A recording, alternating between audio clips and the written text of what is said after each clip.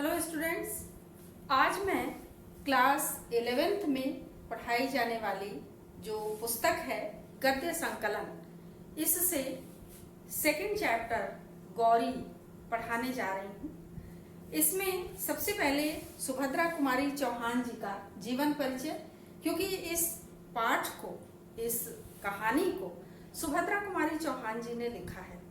सुभद्रा कुमारी चौहान जी का जन्म 16 अगस्त 1904 ईस्वी को इलाहाबाद में हुआ था।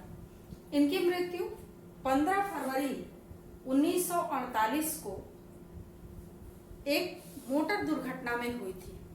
इनकी लिखी हुई बड़ी प्रसिद्ध रचना झांसी की रानी, जिसमें इन्होंने लिखा था, बुंदेले हर बोलों के मुंह हमने सुनी कहानी थी, खूब लड़ी मर्दानी वह तो झांसी वाली रानी थी।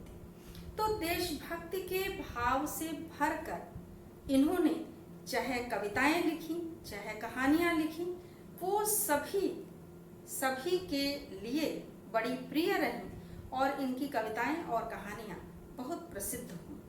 तो ये कहानी जो है गौरी कहानी में एक ऐसा व्यक्ति है जो देशभक्ति के भाव से भरा हुआ है और उसके देश प्रेम के भाव को देखकर एक लड़की जो गौरी है, बहुत ही कम उम्र की है, लेकिन फिर भी वर के रूप में उसका चयन करती है। जबकि वहीं पर एक नायब तहसीलदार साहब जो कि एक अच्छे पोस्ट पर हैं, ब्रिटिश हुकूमत में उनको एक अच्छा पद मिला हुआ है, लेकिन अंग्रेजों के साथ मिलकर वो भारतीयों पर अत्याचार करते हैं। इसलिए गौरी उन्हें सख्त नापसंद करती है और वर के रूप में उनको चुनना या उनको प्राप्त करना वो कतई स्वीकार नहीं करती है। तो कहानी है गौरी, लेखिका सुभद्रा कुमारी चौहान। कहानी का प्रारंभ होता है जब गौरी के पिता राधा कृष्ण जी गौरी के लिए वर ढूंढने हेतु गए थे और वहां से वापस लौटकर आते हैं। बड़े ही थके हुए कदमों से वो चल करके घर में आते हैं, सामान रखवाते हैं और गौरी की माताजी उनको देख करके ये समझ जाती हैं कि शायद काम नहीं बना। अब वो बड़े ही अंदर दुखी होते हैं।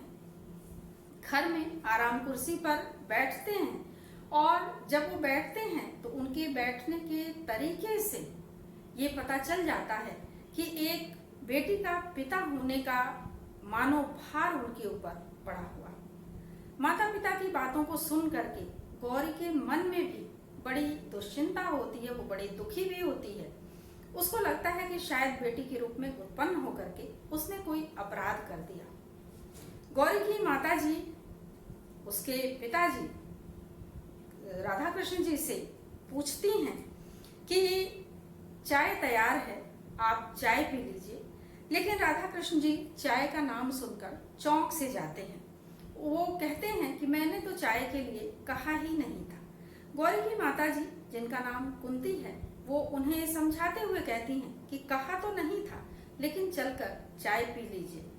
गौरी अपराधिनी की भांति माता पिता दोनों लोगों की दृष्टि बचाती हुई, मानो उसको लगता है कि जैसे उसने कोई बड़ा अपराध कर दिया, कि उम्र की इस दहलीज पर वो पहुंच चुकी है जहां पर उसके लिए विवाह जैसा एक प्रश्न, समाज जो कि प्रश्न चिन्ह मानो उत्पन्न कर दिया हो, कि उसके पिता को इतना भार उठाना पड़ रहा है, उसके पिता को इतना कष्ट उठाना पड़ रहा है कि जहां पर भी वो विवाह के लिए जाते हैं वहां पर दहेज की समस्या मानो मुंह बाए खड़ी।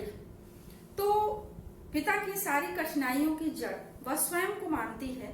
फिर उसके बाद उसको लगता है कि वो किस तरह से अपने माता पिता से मुंह खोल के कह दे कि वह विवाह करना ही नहीं चाहती, लेकिन ऐसा संभव नहीं था, क्योंकि वो एक ऐसे संस्कारों वाली लड़की थी जो माता पिता के सामने इस तरह की कोई भी बात नहीं कर सकती थी, अपनी बात को नहीं रख सकती थी।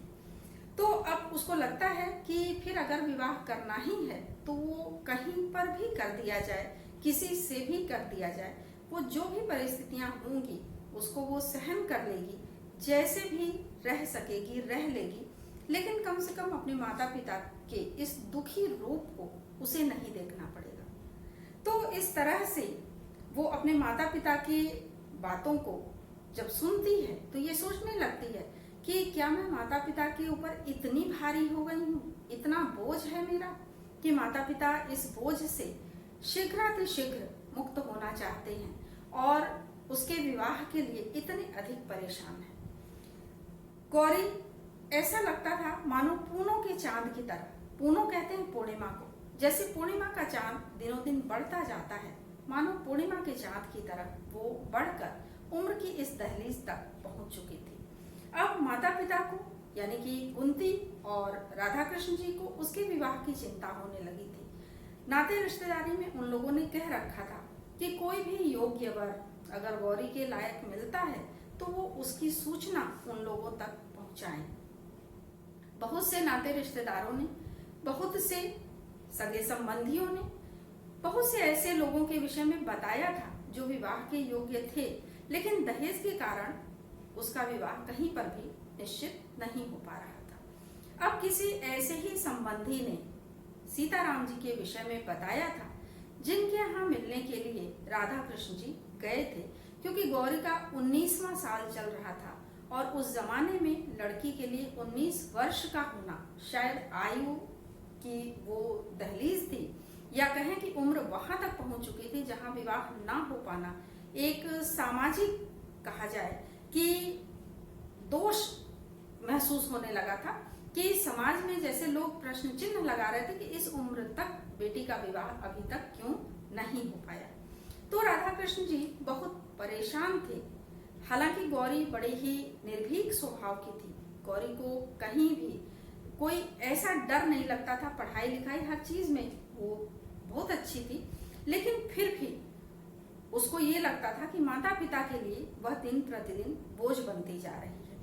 अब माता पिता किस तरह का वर चाहते हैं, उसको लगता था कि अगर दहेज की समस्या है, दहेज नहीं बहुत अधिक दे सकते हैं, तो पात्र या कुपात्र किसी से भी वह उसका विवाह करके छुट्टी पा जाए। लेकिन माता पिता तो माता पिता थे, इस तरह से वो अपनी बेटी को कहीं भी उसका विवाह करके उससे छुटकारा नहीं पाना चाहते थे। वो चाहते थे कि बड़े सम्मान पूर्वक अपनी बेटी का, इकलौती बेटी का विवाह बहुत ही अच्छे ढंग से करें। तो पिता को आते देख करके गौरी वहां से चुपचाप चली गई। राधा कृष्ण जी ने जैसे बेमन से हाथ मुंह धोया और चाय पिया, उसके बाद उनकी पत्नी ने उनके सामने जो पूरियां रखी थी वो उन्होंने नहीं खाई, क्योंकि उनका मन कुछ भारी सा था, खाने पीने की कुछ भी इच्छा उनकी नहीं थी।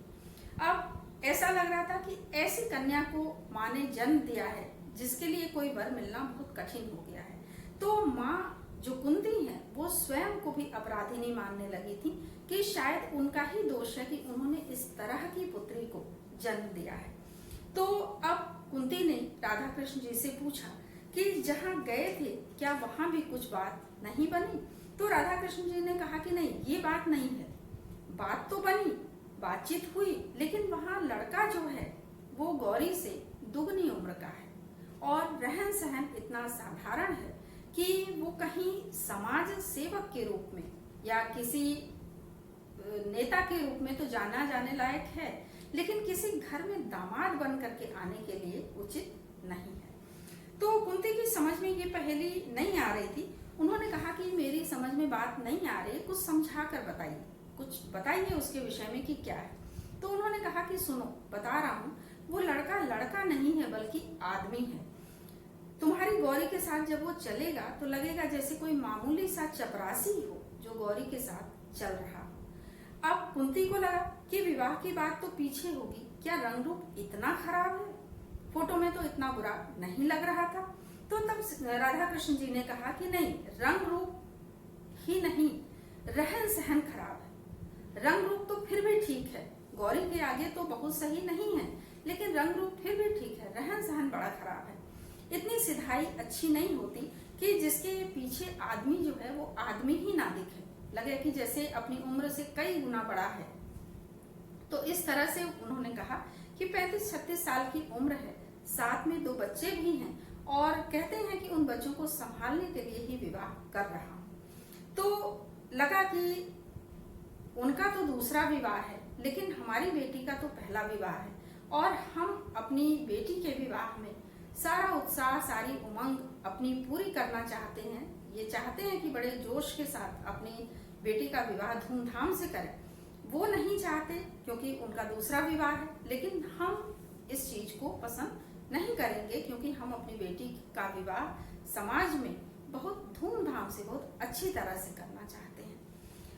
अब कुंती ने उस बात पर अपने विचारों को रखा। उन्होंने कहा कि जिन्हें दूसरी शादी करनी होती है वो बच्चों का बहाना करके ही करते हैं। अपने विषय में वो समाज के सामने कुछ नहीं कहना चाहते हैं, इसलिए कहते हैं कि बच्चों के लिए हम दूसरी शादी कर रहे हैं।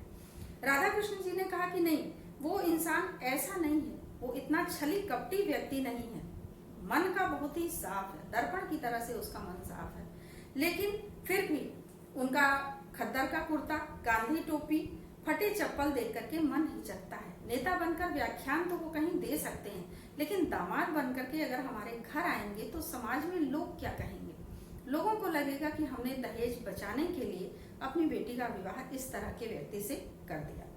तो इस तरह से जब उन्होंने सीताराम जी के विषय में बाकी बातें भी बताई, उन्होंने कहा कि उनकी तनख्वाह कुल 30 रुपए है, कांग्रेस के दफ्तर में सेक्रेटरी का काम करते हैं और 3 बार जेल जा चुके हैं।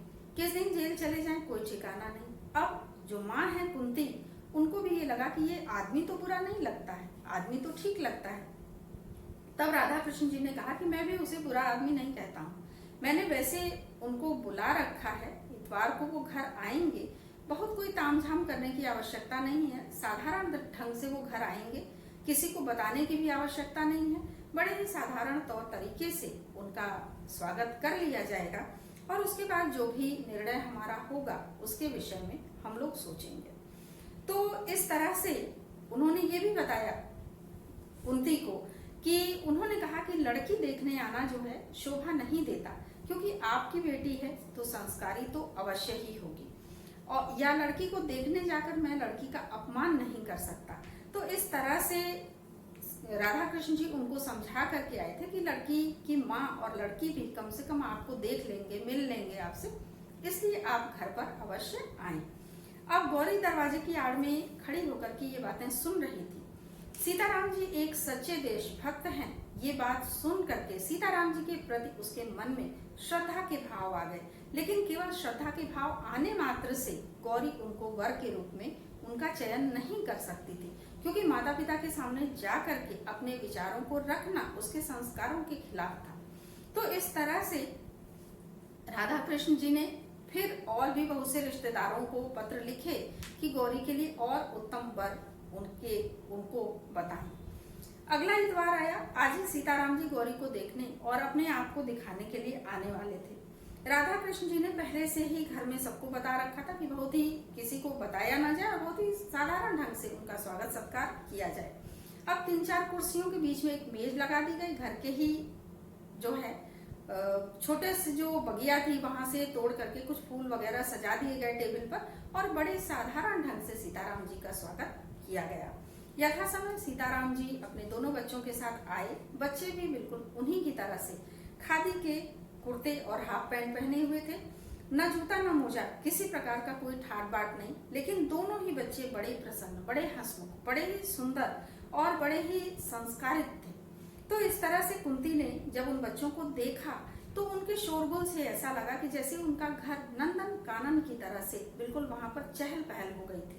कुंती को बड़ा अच्छा लगा, लेकिन फिर एकाएक उनके मन में आया कि मेरी बेटी जब उस घर में पत्नी बनकर इनकी जाएगी तो जाते ही उसे इन 2-2 बच्चों की धाय बनना पड़ेगा, नौकरानी बनकर के इन बच्चों की सेवा करनी पड़ेगी। तो ये विचार जैसे ही कुंती के मन में आए, उनके मन से सीताराम जी को दामाद के रूप में उनका चयन करने की बात निकल गई। लेकिन फिर भी उन लोगों ने स्वागत सत्कार किया, उन बच्चों को काफी प्यार दुलार दिया।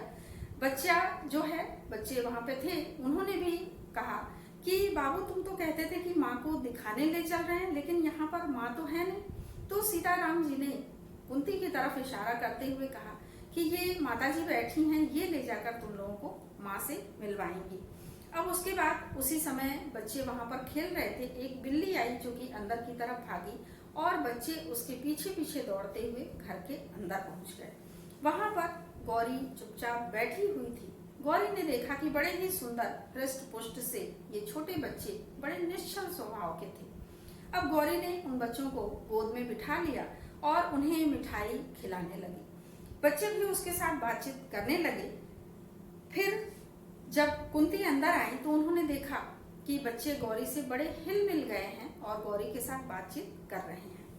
तो उसके बाद गौरी को बड़े स्नेह पूर्वक पिता ने पुकारा कि बेटा यहाँ पर आ जाओ। और उसके बाद जो है गौरी ने कोई उत्तर तो नहीं दिया, लेकिन बच्चों का हाथ मुंह धुला करके उन्हें पानी पिलाया और फिर माँ के पीछे पीछे बाहर की तरफ चली आई। बच्चे अभी भी उसको घेरे हुए थे, वो उसे छोड़ना नहीं चाहते थे, क्योंकि बच्चों को भी गौरी में मातृत्व का एहसास हुआ कि माँ की तरह की ममता और स्नेह उन्हें गौरी के स्वभाव में दिखाई दिया, उसके स्पर्श तक में दिखाई दिया। बच्चे छोड़कर उसको जाना नहीं चाहते थे, लेकिन जाना आवश्यक था। सीताराम जी को भी लग रहा था कि घर में अगर कोई कह देता, चाहे कुंती, राधा कृष्ण जी, कोई भी अगर कह देता कि बच्चों को यहीं छोड़कर चले जाइए, तो वो बच्चों को वहीं पर छोड़कर चले जाते, क्योंकि उनके यहाँ भी बच्चों की देखभाल करने वाला कोई नहीं था। क्योंकि एक बूढ़ी बुआ थी जिनकी मृत्यु पिछले वर्ष हो गई थी और बच्चों को देखने के लिए इस समय कोई नहीं था। जब वो घर से बाहर निकलते थे तो घर में ही बच्चों को छोड़कर चले जाते थे और मन उनका घर में लगा रहता था, बच्चों के पीछे लगा रहता था। इसीलिए वो बच्चों के लिए ही सही दूसरा विवाह करना चाहते थे। तो सीताराम जी वहां से जाने की आज्ञा मांगने लगे और राधा कृष्ण जी और कुंती ने भी उनको जाने की आज्ञा दे दी। हालांकि उन लोगों के मन में ये था कि बच्चे यहाँ रुक जाते तो हम लोग को भी अच्छा लगता, लेकिन उन लोगों ने अपने मन को कठोर किया और उन लोगों को जाने दिया। राधा कृष्ण जी ने मन ही मन सोचा कि मेरी बच्ची अगर इनके घर जाती है तो उनको भी पिता के तौर पे यही लगा कि मेरी बेटी नौकरानी बन के रह जाएगी इन बच्चों के लिए। तो फिर लगा कि कुंती ने भी सोचा कि इतने सुंदर, इतने निश्चल बच्चों का लालन पालन करके तो कोई भी स्त्री अपने जीवन को सफल मानेगी। लेकिन फिर मन में वही वितृष्णा का भाव आया कि नहीं, विरक्ति आ गई कि नहीं, दूसरा कोई आएगा जो इन बच्चों को संभालेगा, मेरी ही बेटी क्यों इनकी नौकरानी बनाए। और यह सोच करके वो आराम से उन लोगों ने सीताराम जी को जाने दिया। अब सीताराम जी उस पत्र की प्रतीक्षा में थे जिसमें गौरी के साथ उनके विवाह का समाचार आने वाला था। जब काफी दिन बीत गए, सीताराम जी के पास उस तरह का कोई पत्र नहीं आया, तो उन्होंने स्वयं ही पत्र लिख करके इस विषय में पूछने की बात सोची। अब उन्होंने देखा कि पत्र का जो जवाब आया उसमें राधा कृष्ण जी ने ये उत्तर लिखा था कि गौरी की माताजी जन्मपत्री का मिलान कराना चाहती थी, अपनी जन्मपत्री भेज दीजिए, बिना जन्मपत्री मिलाए वो विवाह नहीं करवाना चाहती हैं। तो राधा कृष्ण जी की बात सीताराम जी की समझ में आ गई कि जन्मपत्री मिलाने का मतलब है कि वो लोग विवाह से मना कर देंगे। लेकिन फिर भी उन्होंने अपनी जन्मपत्री भेज दी और कुछ दिनों के बाद जवाब आ गया कि जन्मपत्री नहीं मिल रही है, इसलिए विवाह नहीं हो सकता। तो इस तरह से ये पूरा प्रकरण यहाँ पर सीताराम जी के साथ जो भी विवाह की बात थी वो पूरी तौर पर खत्म हो गई। अब यहाँ से कहानी आगे बढ़ती है और राधा कृष्ण जी को गौरी के लिए एक दूसरा वर मिलता है जो ब्रिटिश हुकूमत में, ब्रिटिश सरकार में नायब तहसीलदार के पद पर था। ऐसा व्यक्ति जो बहुत धनी तो नहीं था, लेकिन पद अच्छा था। उस पद पर रहते हुए वो अच्छे पैसे कमा सकता था और समाज में उसकी बड़ी इज्जत थी। तो वहां पर वो अंग्रेजी सरकार के साथ मिलकर अपने ही देशवासियों पर, अपने ही भारतवासियों पर अत्याचार कर रहा था, उनके साथ दुर्व्यवहार कर रहा था। गौरी इस बात से कहीं से भी प्रसन्न नहीं थी। उसके मन में भी देशभक्ति का भाव भरा हुआ था। उसे लगता था कि ऐसे व्यक्ति के साथ वो अपना जीवन कैसे बिता सकती है जो अपने ही देशवासियों के प्रति अन्याय करता।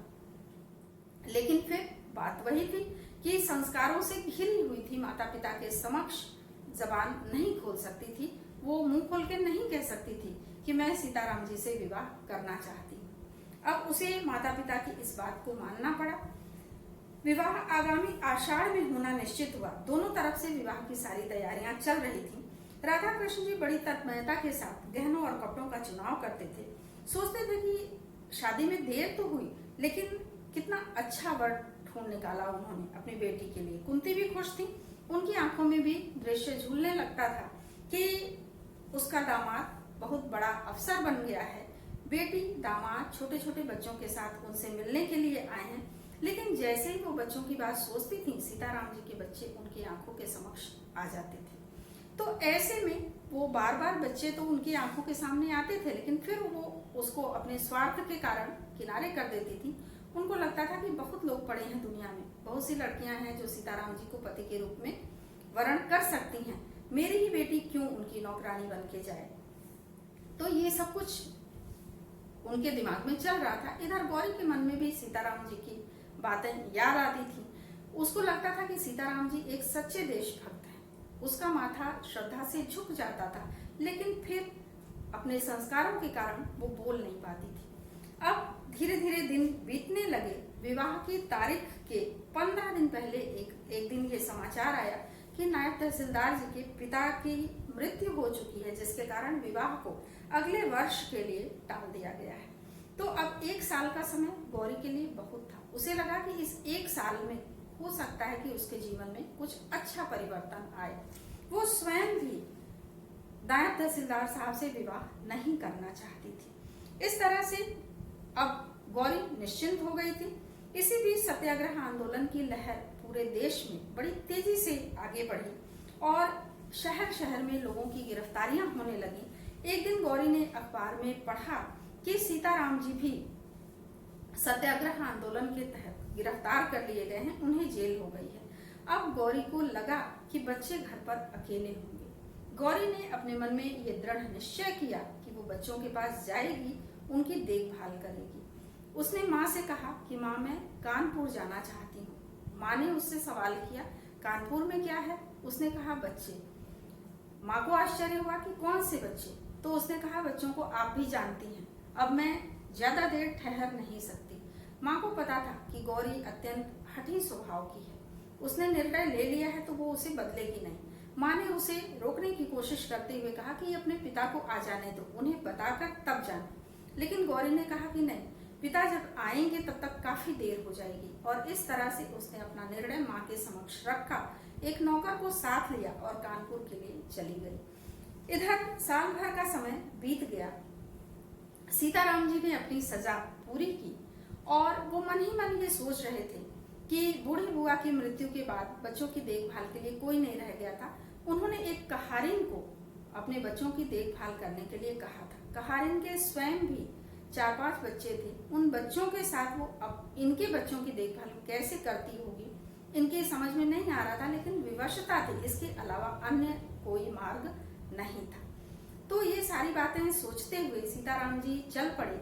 उनको ये भी लगा कि साल भर में बीच बीच में बच्चों का समाचार तो उनके तक पहुंचाया जा रहा था कि बच्चे सकुशल हैं, लेकिन वास्तव में बच्चे किस तरह से हैं उन्हें भी पता नहीं था। रास्ते में उन्होंने अपनी जेब में देखा कि कुछ पैसे हैं, तो उन्होंने गरम गरम जलेबियां बच्चों के लिए खरीदी और घर की तरफ चले गए। घर पहुंचकर उन्होंने देखा कि साफ सुथरे आंगन में साफ सुथरे वस्त्रों में बच्चे वहां पर खेल रहे थे। और जब वो धीरे धीरे घर के अंदर पहुंचे तो उन्हें बहुत ही आश्चर्य हुआ कि आंगन में उन्हें गौरी दिखाई दी। जब गौरी ने इन्हें देखा, इनकी तरफ बढ़ी, तो इन्होंने बड़े आश्चर्य से उससे पूछा, आप? तो गौरी ने कुछ जवाब नहीं दिया, बल्कि झुक करके उसने सीताराम जी के चरणों की धूल को माथे से लगा लिया। यानी कि सुभद्रा कुमारी चौहान जी ने इस कहानी में ये बताया है कि एक देशभक्त व्यक्ति अगर देश के लिए अपनी सच्ची देशभक्ति दिखाता है, सच्चा देश प्रेम दर्शाता है, तो दूसरा देशभक्ति के भाव से भरा हुआ व्यक्ति अगर उसकी मदद करता है तो वह व्यक्ति देश के लिए और अधिक कार्य कर सकता है। अगर सीताराम जी का साथ गौरी ना देती तो शायद उनके बच्चे अनाथों की तरह इधर उधर परेशान होते और सीताराम जी के मन में भी ये भाव आता कि एक देशभक्त होने पर भी कोई उनका साथ देने वाला नहीं है। तो इस तरह से सीताराम जी के मन में तो देशभक्ति का भाव भरा ही था। गौरी भी एक सच्ची देशभक्त थी, क्योंकि उसने सीताराम जी जैसे व्यक्ति का ही चयन किया। भले ही वो बड़े ही साधारण व्यक्ति थे, लेकिन फिर भी गौरी के लिए वो बहुत महत्वपूर्ण व्यक्ति थे। तो इस तरह से ये कहानी एक देश